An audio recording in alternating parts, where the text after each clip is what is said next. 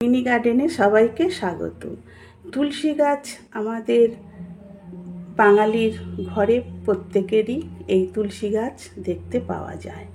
আর এই তুলসী গাছ আমরা রোপণ করি এবং তুলসী মঞ্চে প্রতিস্থাপন করি।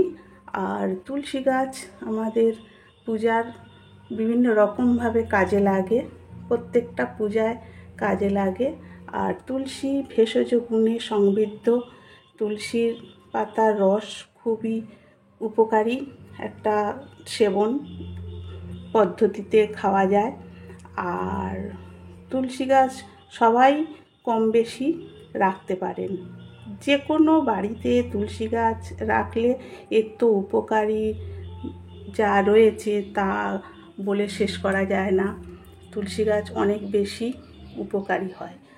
আর এই তুলসী গাছ আমরা যদি বাড়িতে রোপণ করি, আর তুলসী গাছ বিশেষ করে এই বর্ষাকালে কিন্তু খুব ভালো তুলসী গাছ গ্রোথ হয়।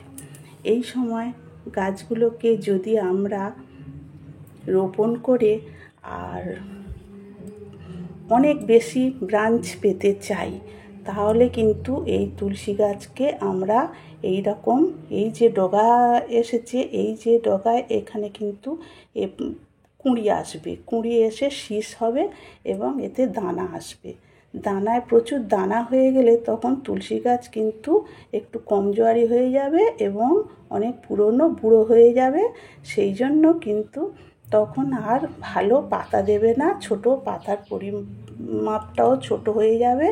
সেই জন্য আমরা এই গাছের এই ডগাগুলো যদি এইভাবে আমরা কেটে দিই, তাহলে কিন্তু অনেক বেশি ব্রাঞ্চ দিতে থাকবে আর সহজে কিন্তু দানা হবে না।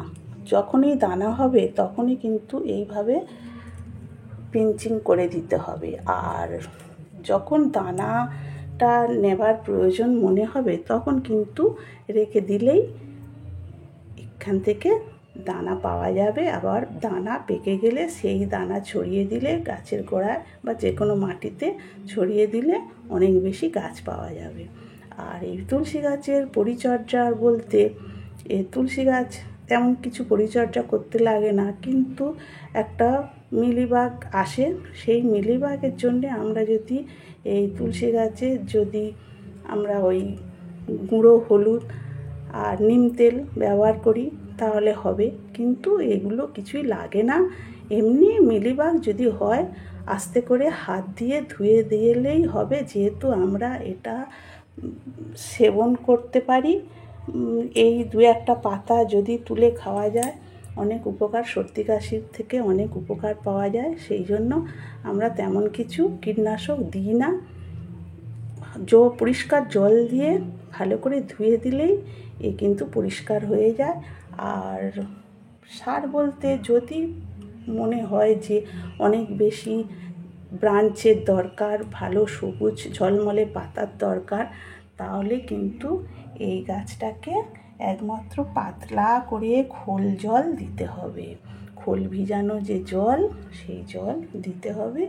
আর দু একটা যদি ইউরিয়ার দানা যদি দেয়া যায় তাহলে অনেক বেশি বাড়বে আর প্রচুর ব্রাঞ্চ দিতে থাকবে।